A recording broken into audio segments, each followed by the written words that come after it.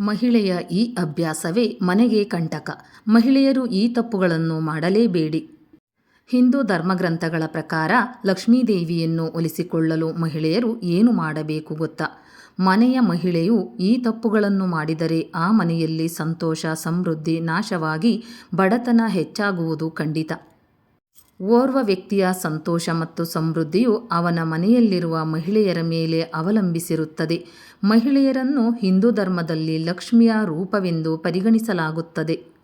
ಮಹಿಳೆ ಬಯಸಿದರೆ ಯಾವ ಮನೆಯನ್ನು ಕೂಡ ಸ್ವರ್ಗವನ್ನಾಗಿಸಬಹುದು ಹಾಗೂ ನರಕವನ್ನಾಗಿಸಬಹುದು. ಧರ್ಮಗ್ರಂಥಗಳ ಪ್ರಕಾರ ಮಹಿಳೆಯರು ಮನೆಯಲ್ಲಿ ಈ ಕೆಲಸಗಳನ್ನು ಮಾಡುವುದರಿಂದ ಲಕ್ಷ್ಮೀದೇವಿಯು ಕೋಪಿಸಿಕೊಳ್ಳುವಳು ಎನ್ನಲಾಗಿದೆ.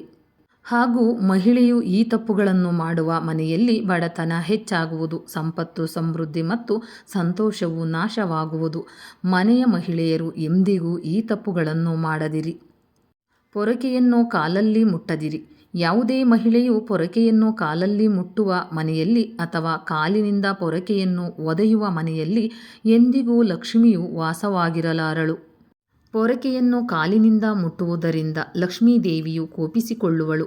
ಮಹಿಳೆಯರ ಈ ಅಭ್ಯಾಸದಿಂದ ಲಕ್ಷ್ಮೀದೇವಿಯು ಮನೆಯಿಂದ ಹೊರ ನಡೆಯುವಳು. ಲಕ್ಷ್ಮೀದೇವಿಯು ಪೊರಕೆಯಲ್ಲಿ ವಾಸಿಸುತ್ತಾಳೆ ಎನ್ನುವ ನಂಬಿಕೆ ಇರುವುದರಿಂದ ಯಾವ ಮನೆಯಲ್ಲಿ ಪೊರಕೆಯನ್ನು ಅವಮಾನಿಸಲಾಗುತ್ತದೆಯೋ ಆ ಮನೆಯಲ್ಲಿ ಲಕ್ಷ್ಮೀದೇವಿಯು ವಾಸವಾಗಿರಲಾರಳು. ರಾತ್ರಿ ಒಲೆಯ ಮೇಲೆ ಪಾತ್ರೆಗಳನ್ನು ಇಡದಿರಿ.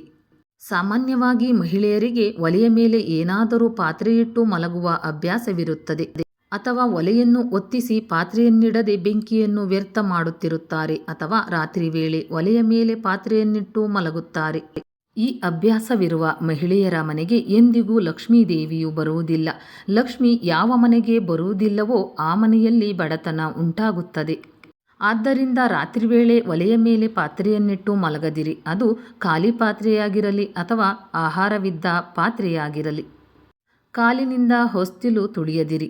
ಲಕ್ಷ್ಮೀದೇವಿಯು ಮನೆಯ ಮುಖ್ಯ ಹೊಸ್ತಿಲಲ್ಲಿ ನೆಲೆಸಿರುತ್ತಾಳೆ ಎನ್ನುವ ನಂಬಿಕೆ ಹಿಂದೂ ಧರ್ಮದಲ್ಲಿದೆ. ಆದ್ದರಿಂದ ಆ ಮನೆಯ ಮಹಿಳೆಯರು ಹೊಸ್ತಿಲನ್ನು ಕಾಲಿನಿಂದ ತುಳಿದರೆ, ಹೊಸ್ತಿಲಿನ ಮೇಲೆ ಕಾಲಿಟ್ಟು ನಿಂತುಕೊಂಡರೆ, ಮುಸ್ಸಂಜೆ ವೇಳೆ ಬಾಗಿಲನ್ನು ಮುಚ್ಚಿದರೆ ಲಕ್ಷ್ಮೀದೇವಿಯ ಕೋಪಕ್ಕೆ ಗುರಿಯಾಗಬೇಕಾಗುತ್ತದೆ.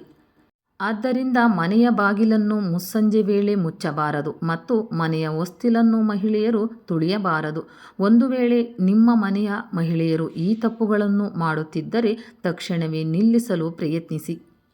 ಹೊಸ್ತಿಲಲ್ಲಿ ಊಟ ಮಾಡದಿರಿ.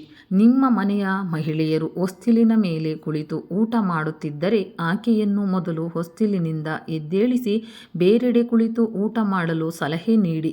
ಮನೆಯ ಮಹಿಳೆಯು ಹೊಸ್ತಿಲಿನ ಮೇಲೆ ಕುಳಿತು ಆಹಾರವನ್ನು ತಿನ್ನುತ್ತಿದ್ದರೆ, ಊಟ ಮಾಡುತ್ತಿದ್ದರೆ ಅದು ಮನೆಯ ಸಂಪೂರ್ಣ ಸದಸ್ಯರ ಮೇಲೆ ಕೆಟ್ಟ ಪರಿಣಾಮವನ್ನುಂಟು ಮಾಡುತ್ತದೆ.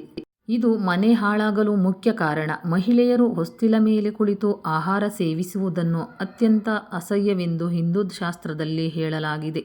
ರಾತ್ರಿ ತೊಳೆಯದ ಪಾತ್ರೆಯನ್ನು ಇಡದಿರಿ. ರಾತ್ರಿ ವೇಳೆ ತಿಂದ ಪಾತ್ರೆಗಳನ್ನು ತೊಳೆಯದೆ ಹಾಗೆ ಇಡಬಾರದು. ರಾತ್ರಿ ಊಟದ ನಂತರ ಎಲ್ಲ ಪಾತ್ರೆಗಳನ್ನು ತೊಳೆದು ಶುದ್ಧವಾಗಿಡಬೇಕು. ಒಂದು ವೇಳೆ ರಾತ್ರಿ ಪಾತ್ರೆಗಳನ್ನು ತೊಳೆಯದೆ ಹಾಗೆ ಮಲಗಿದರೆ ಆ ಮನೆಯಲ್ಲಿ ಬಡತನ ಮನೆ ಮಾಡುತ್ತದೆ. ಯಾವುದೇ ಮನೆಯಲ್ಲಾಗಲಿ ಇದನ್ನು ಸಂಭವಿಸಲು ಬಿಡದಿರಿ. ರಾತ್ರಿ ಮಲಗುವ ಮುನ್ನ ಪಾತ್ರೆಗಳನ್ನು ಸ್ವಚ್ಛಗೊಳಿಸಿ ನಂತರ ಮಲಗಿ. ಮನೆಯಲ್ಲಿ ಶಾಂತಿಗಾಗಿ, ಸಮೃದ್ಧಿಗಾಗಿ, ಲಕ್ಷ್ಮಿಯ ಆಶೀರ್ವಾದಕ್ಕಾಗಿ ವಾರಕ್ಕೊಮ್ಮೆ ಸಮುದ್ರದ ಉಪ್ಪಿನಿಂದ ಪಾತ್ರೆಗಳನ್ನು ತೊಳೆದು ಅಥವಾ ಕಲ್ಲುಪ್ಪಿನಿಂದ ಪಾತ್ರೆಗಳನ್ನು ತೊಳೆದು ಇಡಬೇಕು. ಇದರಿಂದ ಆರ್ಥಿಕ ಸಂಪತ್ತು ದೊರೆಯುತ್ತದೆ ಮತ್ತು ಮಹಾಲಕ್ಷ್ಮಿಯ ಆಶೀರ್ವಾದ ಸಿಗುವುದು. ರಾತ್ರಿ ಮನೆಯನ್ನು ಗುಡಿಸದಿರಿ. ಮಹಿಳೆಯರು ಮನೆಯನ್ನು ಮುಂಜಾನೆ ಅಥವಾ ಸಂಜೆ 5ರ ಒಳಗೆ ಗುಡಿಸಿ ಸ್ವಚ್ಛವಾಗಿಟ್ಟುಕೊಳ್ಳಬೇಕು. ಆದರೆ ಸೂರ್ಯಾಸ್ತದ ಸಮಯದಲ್ಲಿ, ಅಂದರೆ ಸಂಜೆ ಮತ್ತು ರಾತ್ರಿ ಮನೆಯನ್ನು ಗುಡಿಸಬಾರದು. ಸಂಜೆ ಮತ್ತು ರಾತ್ರಿ ಗುಡಿಸುವ ಮನೆಯಲ್ಲಿ ಬಡತನ ಹೆಚ್ಚಾಗುತ್ತದೆ. ಆದ್ದರಿಂದ ಮಹಿಳೆಯರು ಮನೆಯನ್ನು ಸಂಜೆ ಮತ್ತು ರಾತ್ರಿ ಗುಡಿಸುವುದನ್ನು ಬಿಡಬೇಕು. ಮುಂಜಾನೆ ತಡವಾಗಿ ಏಳದಿರಿ. ಮಹಿಳೆಯರೆಂದರೆ ಮುಂಜಾನೆ ಬೇಗ ಎದ್ದು ಶುಚಿಯಾಗಿ ರಂಗೋಲಿಯನ್ನಿಟ್ಟು ದೇವರ ಪೂಜೆಯನ್ನು ಮಾಡಬೇಕು. ಮಹಿಳೆಯರು ಮುಂಜಾನೆ ಬೇಗ ಏಳುವುದನ್ನು ಅಭ್ಯಾಸ ಮಾಡಿಕೊಳ್ಳಬೇಕು ಮತ್ತು ಬೇಗ ಮಲಗುವ ಅಭ್ಯಾಸವನ್ನು ರೂಢಿಸಿಕೊಳ್ಳಬೇಕು. ಇದು ಅವರ ಆರೋಗ್ಯಕ್ಕೂ ಒಳ್ಳೆಯದು ಮತ್ತು ಮನೆಯ ಸಮೃದ್ಧಿಗೂ ಕೂಡ ಒಳ್ಳೆಯದು. ಮನೆಯ ಮಹಿಳೆಯರು ಮುಂಜಾನೆ ತಡವಾಗಿ ಏಳುವುದರಿಂದ ಆಕೆಯ ಗಂಡ ಆರ್ಥಿಕ ಸಮಸ್ಯೆಗಳನ್ನು ಎದುರಿಸಬೇಕಾಗುತ್ತದೆ. ಮುಂಜಾನೆ ಅಂಗಳವನ್ನು ಸ್ವಚ್ಛಗೊಳಿಸಿ. ಯಾವ ಮನೆಯಲ್ಲಿ ಮಹಿಳೆಯು ಮುಂಜಾನೆ ಬೇಗ ಎದ್ದು ಶುಚಿಯಾಗಿ ಅಂಗಳವನ್ನು ಸ್ವಚ್ಛಗೊಳಿಸುತ್ತಾಳೋ ಆ ಮನೆಗೆ ಮಾತ್ರ ಲಕ್ಷ್ಮೀದೇವಿಯು ಆಗಮಿಸುತ್ತಾಳೆ. ಇಲ್ಲವಾದರೆ ಆಕೆ ಆ ಮನೆಯ ಹೊಸ್ತಿಲ ಬಳಿ ಕೂಡ ನಿಲ್ಲುವುದಿಲ್ಲ. ಮನೆಯ ಮಹಿಳೆಯರು ಮುಂಜಾನೆ ಅಂಗಳವನ್ನು ಸ್ವಚ್ಛವಾಗಿಸಿ ಲಕ್ಷ್ಮೀದೇವಿಯನ್ನು ಆಹ್ವಾನಿಸಲು ಪ್ರತಿದಿನ ರಂಗೋಲಿಯನ್ನು ಹಾಕಬೇಕು. ಇದರಿಂದ ಮಾತ್ರ ಲಕ್ಷ್ಮೀದೇವಿಯು ಆ ಮನೆಯನ್ನು ಪ್ರವೇಶಿಸುತ್ತಾಳೆ.